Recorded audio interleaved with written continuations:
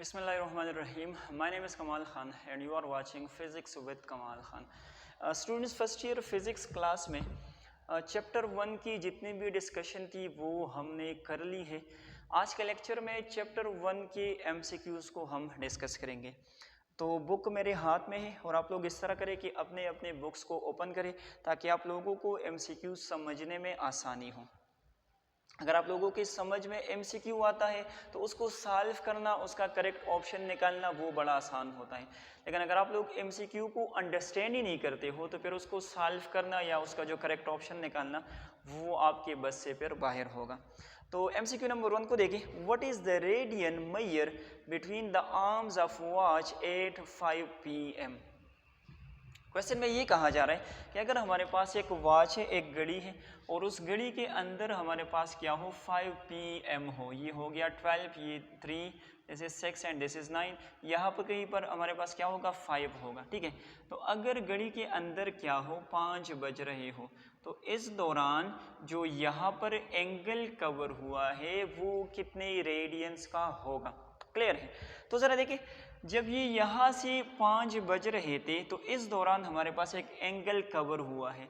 अगर हम इसकी एक कंप्लीट रोटेशन को कंसिडर करें तो अगर 5 घंटों में ये 5 बज रहे हैं तो 12 घंटों में क्या होगा, ये एक कंप्लीट रोटेशन जो है वो कंप्लीट करेगा। तो क्या मैं कह सकता हूँ कि एक रोटेशन जो है 1 रोटेशन वो असल में बराबर होगा कितने का, 12 आवर्स का बराबर होगा। क्लियर है। इसी तरह से मुझे पता है कि जब 1 रोटेशन कंप्लीट होगा तो ये जो रेडियन में एंगल कवर करेगा वो हमारे पास कितना होगा, वो बराबर होता है 2 पाई रेडियन के। तो ये भी 1 रोटेशन के लिए है, ये भी 1 रोटेशन के लिए है। तो हम इस तरह लिख सकते हैं that 12 hours is equal to 2 pi radians. 12 घंटों में कितना एंगल कवर होगा, 2 पाई रेडियन। यहाँ पर हमने निकालना है 5 घंटों के लिए। तो पहले मैं इसको मालूम करूँगा 1 आवर के लिए, फिर उसको मैं 5 से मल्टीप्लाई करूँगा तो उसके रिजल्ट में हमें 5 आवर्स का जो रेडियन है, जो एंगल है वो फाइंड हो जाएगा। अच्छा, पहले इसको 12 से डिवाइड करें, इस वाले साइड को भी और इस वाले साइड को भी डिवाइड करें तो ये बन जाएगा 1 आवर इज इक्वल टू, अगर इसको मैं सिंप्लीफाई करूँ so this is 1/6 pi radian आ जाएगा। क्लियर हो गया। अच्छा, हमने मालूम करना है किस चीज़ के लिए, 5 आवर्स के लिए। तो इसको भी 5 से मल्टीप्लाई करें, 5 इंटू 1 आवर, और इसको भी 5 से मल्टीप्लाई करें, 5 की जगह 3.14 पुट करें रेडियन। ठीक है, अगर इसको हम सिंप्लीफाई करें तो ये आएगा 5 आवर्स, और अगर इसको आप लोग मल्टीप्लाई करो, सिंप्लीफाई करो तो ये हमारे पास आएगा 2.61 into radian. 5 hours is equal to कितना, 2.61 रेडियन। तो अभी ज़रा ऑप्शंस को चेक करते हैं। ऑप्शन ए हमें गिवन है 1 रेडियन, ऑप्शन बी गिवन है 2 रेडियन, ऑप्शन सी गिवन है 3 रेडियन एंड ऑप्शन डी हमारे पास है 4 रेडियन। तो ये तो 2.61 रेडियन है, इसमें तो कोई भी हमारे पास करेक्ट नहीं आ रहा। तो अगर इसको मैं राउंड ऑफ करूँ तो ये चूंकि 6 से हमारे पास ग्रेटर है तो ये ड्रॉप हो जाएगा और यहाँ पर क्या होगा 1 ऐड हो जाएगा। So this will be 5 hours is equal to, अगर मैं इसको राउंड ऑफ करूँ तो ये क्या आएगा 3 radian and option number C is the correct option. कौन सा वाला, ऑप्शन सी जो है वो हमारे पास करेक्ट ऑप्शन है। अच्छा, नेक्स्ट जो है 1 degree is equal to dash. तो आपके जो ऑप्शन है 0.01745, option B 1 radian, option C 3.14 radian and option D is 2 pi radian. तो ये वाला तो मैंने जो रेडियन टॉपिक मैं करवा रहा था तो उसमें बिल्कुल लास्ट में मैंने ये चीज़ डिस्कस की है। लेकिन अगर आप लोगों ने वो लेक्चर नहीं देखा है तो कोई मसला नहीं, यहाँ पर इसको सॉल्व करते हैं, फिर आप लोगों को इसकी भी समझ आ जाएगी। अच्छा, हमारे पास क्या होता है, अगर हम देखें 1 रोटेशन को, तो अगर मैं बात करूं डिग्री में तो 1 रोटेशन में 360 डिग्रीज होते हैं। कितनी डिग्रीज, 360 डिग्रीज। इसी 1 रोटेशन को अगर मैं रेडियंस में एक्सप्रेस करना चाहूँ तो ये हमारे पास होते हैं 2 पाई रेडियंस। ठीक है, तो ये भी 1 रोटेशन है, ये भी 1 रोटेशन के लिए है, तो इसको मैं यूँ लिख सकता हूँ that 360 degree is equal to 2 pi radians. कितना, 2 पाई रेडियंस। मैंने निकालना है 1 डिग्री के लिए, तो इस साइड को भी 360 से डिवाइड करें और इस साइड को भी 360 से डिवाइड करें, तो ये दोनों कैंसिल हो जाएंगे। सो 1 डिग्री इज इक्वल टू, अगर इसको मैं सिंप्लीफाई करूँ, 2 × 3.14 डिवाइडेड बाई 360 इंटू रेडियन, तो ये हमारे पास आ जाएगा 0.01745 रेडियन। कैलकुलेट करें तो इससे हमारे पास ये वाला आंसर आएगा, और इसको चेक करें तो ये हमारे पास है option A. So option A is the correct answer. ठीक है, फॉर MCQ नंबर 2। आगे बढ़ते हैं MCQ नंबर 3 की तरफ। The metric prefix for 0.000001 is dash. आपके जो ऑप्शंस है वो है hecto, micro, deca and nano. Check करते हैं, ज़रा देखिए, हमारे पास है 0.50 है यहाँ पर, और फिर है 1। तो इसके लिए हमारे पास जो है कौन सा प्रीफिक्स जो है वो बेटर होगा। पहले इसको साइंटिफिक नोटेशन में कन्वर्ट करें, इस पॉइंट को यहाँ लेके आए, तो ये बन जाएगा 1 multiply 10 to the power 1 2 3 4 5 and 6, तो ये बन जाएगा -6, क्योंकि हमने पॉइंट को लेफ्ट से राइट की तरफ शिफ्ट किया हुआ है। मैंने आप लोगों को रीज़न बताया था। या दूसरा रीज़न ये, चूँकि हमारे पास स्मॉलर नंबर है तो ये जो इसका एक्सपोनेंट होगा ये माइनस में आएगा। अभी ज़रा देखिए, 1 अपनी जगह पर और 10 टू द पावर -6 जो है वो बराबर होता है किस चीज़ के, माइक्रो के। सो हमारे पास जो इसके लिए प्रीफिक्स हम इस्तेमाल करेंगे वो हमारे पास क्या होगा, that is micro, and option B is the correct answer. इस वाले केस में कौन सा है, ऑप्शन बी। अच्छा, नेक्स्ट जो है, which of the following is the correct way of writing units. अच्छा, ये वाला जो MCQ है, तो अभी जो कैम्यूकेट का टेस्ट हुआ था तो उसमें भी ये वाला MCQ जो है वो आया था। MCQ हमारे पास कुछ इस तरह से है कि इनमें से नीचे आप लोगों को कुछ यूनिट्स गिवन है, इनमें से कौन सा वाला जो है वो correct way of writing units है। तो मैं सिर्फ आप लोगों के सामने वो ऑप्शंस लिख देता हूँ। ऑप्शंस हमारे पास है 71 Newton, 71 Newton.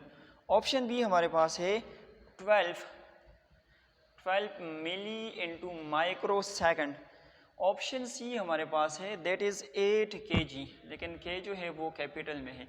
And option D that is 43 kilogram पर मीटर क्यूब। ज़रा देखिए, जो मैंने आप लोगों को रूल्स समझाए थे, रूल्स फॉर राइटिंग यूनिट्स, उन रूल्स को ज़रा अप्लाई करें। तो फर्स्ट जो रूल हमारे पास था वो ये था कि अगर हमने फुल नेम ऑफ यूनिट को लिखना हो तो तब हम क्या करेंगे, सारी लेटर्स को हम स्मॉल में लिखेंगे। यहाँ ज़रा चेक करें, ये n तो कैपिटल में है, तो इसका अगर हमने करेक्ट फॉर्म लिखना था तो ये n हमारे पास स्मॉल होना चाहिए था। अगर से यहाँ पर हमारे पास क्योंकि ये लार्ज एन, कैपिटल N हमने लिखा हुआ है, तो ये वाला हमारे पास जो है वो करेक्ट ऑप्शन नहीं हो सकता। ऑप्शन बी को ज़रा चेक करें, यहाँ पर मिली एक प्रीफिक्स है, माइक्रो हमारे पास दूसरा प्रीफिक्स है, और मैंने आप लोगों को बताया था कि एक यूनिट के साथ एक से ज़्यादा प्रीफिक्सेस हमारे पास अलाउड नहीं होते, तो ये वाला भी हमारे पास करेक्ट नहीं हो सकता। 8 किलोग्राम को चेक करें तो किलो के लिए हम जो के यूज़ करते हैं वो हमारे पास स्मॉल लेटर्स में होता है, ये वाला तो कैपिटल लेटर्स में है, तो ये वाला भी हमारे पास करेक्ट नहीं हो सकता। अभी सर इसको देखें, 43 किलोग्राम, तो किलोग्राम भी सही लिखा हुआ है, और चूंकि यहाँ पर मीटर और -3 है तो इन दोनों के दरमियान में मैंने आप लोगों को रूल समझाया था कि अगर हमारे पास कंपाउंड यूनिट्स आते हैं, कंपाउंड यूनिट का मतलब ये होता है कि 2 या 3 या इससे ज़्यादा यूनिट्स हमारे पास एक साथ हो, तो इनके दरमियान में हम 1 स्पेस को जो है वो छोड़ेंगे। तो यहाँ पर किलोग्राम, फिर 1 स्पेस है, और फिर पर मीटर क्यूब है। So this is the correct way of writing units. Clear है? तो यहाँ पर आपका जो है option D is the correct option. अच्छा, MCQ number 5, a student measure a distance several time. एक स्टूडेंट है जो कि एक डिस्टेंस को कई मरतबा जो है वो मेजर करता है। The reading lies between 49.8 centimetre and 50.2 centimetre. उसका जो रीडिंग है वो 49.8 और 50.2 सेंटीमीटर के दरमियान में है। This measurement is best recorded as, आपको ऑप्शंस गिवन है, option A, B, C and D। अच्छा, पहले हम इस तरह करेंगे कि इन ऑप्शंस को हम सॉल्व करेंगे और उसको जो है वो इस रिजल्ट जो हमें जो रीडिंग्स गिवन है उसके साथ हम कंपेयर करेंगे। तो आपके पास जो ऑप्शन ए है ज़रा देखिए, वो है 49.8 प्लस माइनस 0.2 सेंटीमीटर। अच्छा, क्या ये जो है ऊपर वाले एक्सपेरिमेंट को एक्सप्रेस करता है? तो चेक करते हैं। इसका असल में मतलब ये होता है 49.8 प्लस 0.2 एंड 49.8 माइनस 0.2। तो अगर इसके साथ मैं 0.2 को ऐड करता हूँ तो इसकी रिजल्ट में हमारे पास आएगा कितना, 50 सेंटीमीटर। इसको ज़रा आप लोग ऐड करें, ये जो 2 है ये इसके साथ ऐड हो जाएगा तो ये असल में होगा इस तरह से 50.0 सेंटीमीटर, लेकिन मैंने डायरेक्टली इसको 50 सेंटीमीटर लिखा। इसी तरह से अगर यहाँ से हम सब्ट्रैक्ट करेंगे तो ये हमारे पास आएगा 49.6 सेंटीमीटर। अभी ऊपर जो रीडिंग हमें गिवन है उसके साथ थोड़ा सा कंपेयर करें तो वो जो रीडिंग हमारे पास लाई कर रहे हैं वो 49.8 एंड 50.2 सेंटीमीटर के दरमियान में है। हालांकि यहाँ पर 50.0 और 49.6 है तो ये वाला हमारे पास करेक्ट नहीं हो सकता। अच्छा, ऑप्शन बी को चेक करें, that is 49.8 plus minus 0.4 centimetre. इसका भी यही सेम मतलब बनता है कि हमारे पास क्या होगा 49.8 प्लस 0.4, इसी तरह से 49.8 माइनस 0.4। अच्छा देखिए, ये 4 जो है इस 8 के साथ ऐड हो जाएगा तो ये आ जाएगा 2, 1 जो हमारे पास है वो कैरी हो जाएगा। दैट विल बी, अगर 1 को हम इस 9 के साथ ऐड करेंगे तो वो हमारे पास 10 बन जाएगा, फिर अगेन 1 यहाँ पर कैरी हो जाएगा। So this is actually 50.2 centimetre. और अगर यहाँ पर मैं सब्ट्रैक्शन करूँ तो ये हमारे पास आएगा 49.4 सेंटीमीटर। अब ये दोनों रेंजेस हमारे पास हैं और ऊपर जो हमें रीडिंग्स गिवन है वो 49.8 एंड 50.2 के दरमियान में है, तो ये वाला तो 49.4 है तो ये वाला भी हमारे पास करेक्ट नहीं हो सकता। अच्छा, ऑप्शन सी को ज़रा सॉल्व करते हैं। ऑप्शन सी, उसको ज़रा सॉल्व करते हैं, हो सकता है वो हमारे पास करेक्ट हो। ऑप्शन सी जो हमें गिवन है वो है 50.0 प्लस माइनस 0.2 सेंटीमीटर। इसका भी यही सेम मतलब है 50.0 प्लस 0.2, इसी तरह से 50.0 माइनस 0.2। तो इसको सब्ट्रैक्ट करें तो अगर इसको मैं ऐड करूंगा तो यहाँ पर हमारे पास आएगा 50.2 सेंटीमीटर और अगर इसको मैं सब्ट्रैक्ट करूंगा तो यहाँ पर हमारे पास आएगा 49.8 सेंटीमीटर। अभी ज़रा क्वेश्चन में चेक करें तो वही सेम आ रहा है, तो इसका मतलब ये है कि ये हमारे पास जो है ये करेक्ट ऑप्शन है। अगर आप लोग ऑप्शन डी को सॉल्व करोगे तो वो भी हमारे पास रॉन्ग आएगा। क्लियर है?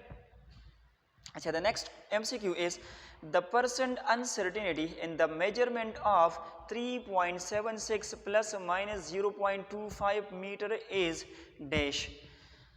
अच्छा, हमने परसेंटेज अनसर्टिनिटी को जो है वो मालूम करना है, तो इसके ऊपर तो मैंने एग्जांपल्स भी सॉल्व करवाए थे, अगर किसी ने देखे हो तो उनको याद होगा। खैर फिर भी हम करते हैं। हमारे पास जो रीडिंग गिवन है दैट इज 3.76 प्लस माइनस 0.25 और वहाँ पर है मीटर।